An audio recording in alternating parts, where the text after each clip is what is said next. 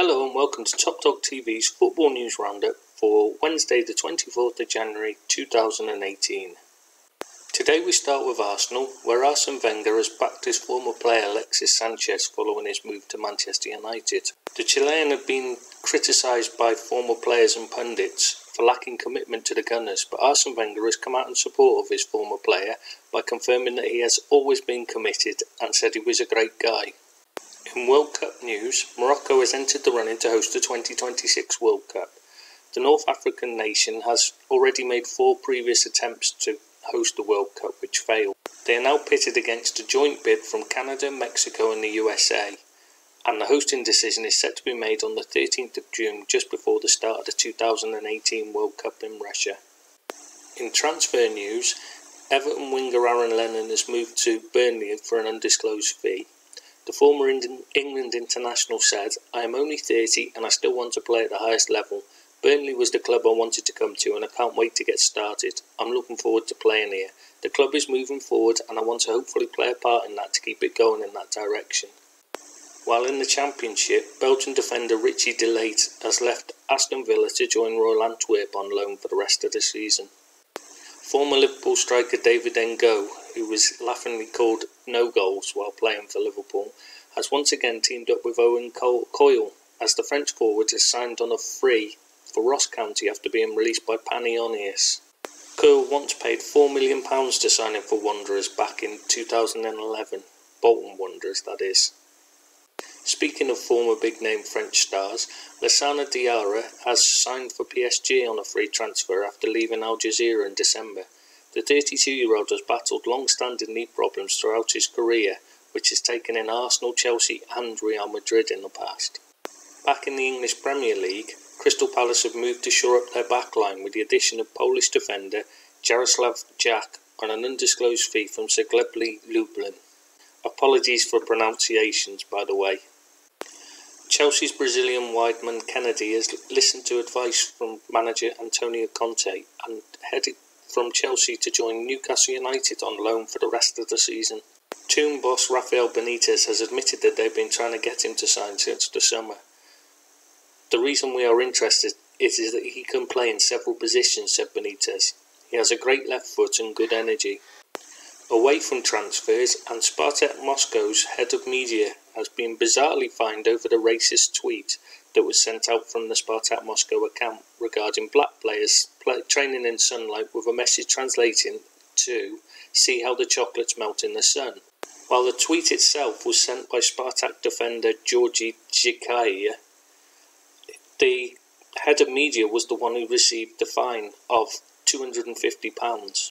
The player himself received just a reprimand.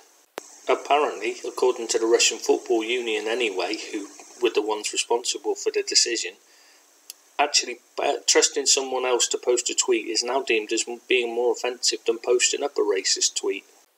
Southend United have moved to replace Phil Brown, who's been on gardening leave since Wednesday. They have signed their former player Chris Powell as manager on a 2.5-year contract. Southend are currently 20th and just 1 point above the drop zone in League One. MK Dons have also got a new head coach. This time it's Dan Michichi, formerly their head of the youth setup. The 38-year-old has never been a club manager before, though he has been England under-16 manager in the past. MK Dons have appointed Keith Millen as the experienced head to guide him through the process. Also in League One, and Wigan Athletic have confirmed that they are in the middle of advanced takeover talks. While Chief Executive Jonathan Jackson refused to name the party involved, he did say, "We are at an advanced stage in the process, however it is not yet complete." Wigan are currently 5 points clear at the top of League One. There has been embarrassment for England women's team.